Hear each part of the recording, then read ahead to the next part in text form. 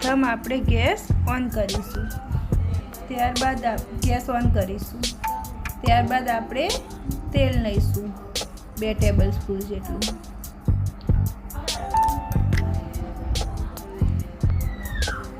તેલ લઈ અને પછી સરસ,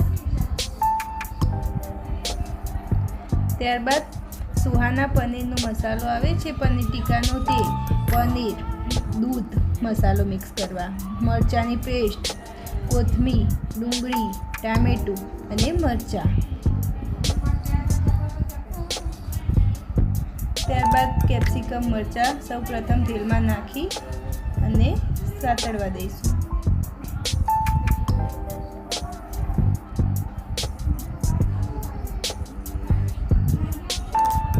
ધીમી આંચે સાતળવાના જેથી કલર સેમ રહે.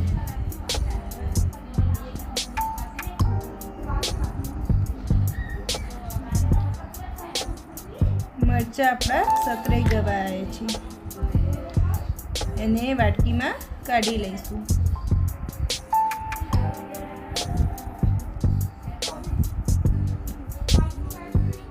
ત્યારબાદ ડુંગળી નાખીશું. ડુંગળીને સરસ આછા ગુલાબી કલરની થાય ત્યાં સુધી ધીમા તાપે સાતળવાની. કલર બદલાવા લાગે છે. હવે મરચાંની પેસ્ટ નાખીશું. સરસ મિક્સ કરી દઈશું. ત્યારબાદ ટામેટાં નાખીશું. બધી પેસ્ટને સરસ મિક્સ કરીશું. ધીમી આંચ ઉપર ચડવા દઈશું.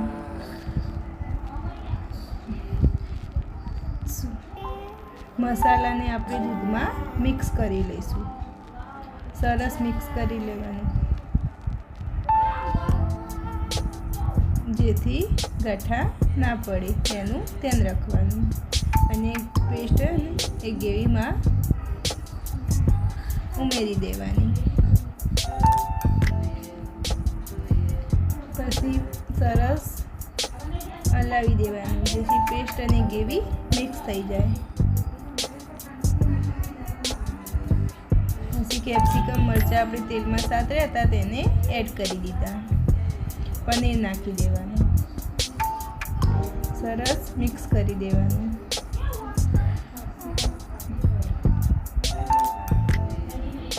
સરસ મિક્સ કરી અને હલાવી દેવાનું.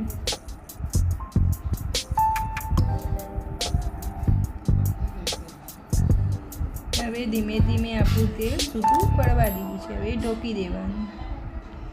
સરસ આપણું શાક તૈયાર છે. હવે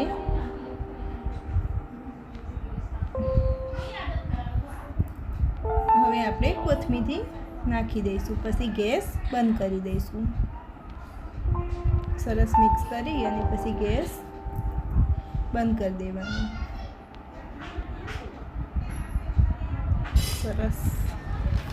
સરસ આપણું પનીર ટીકા મસાલા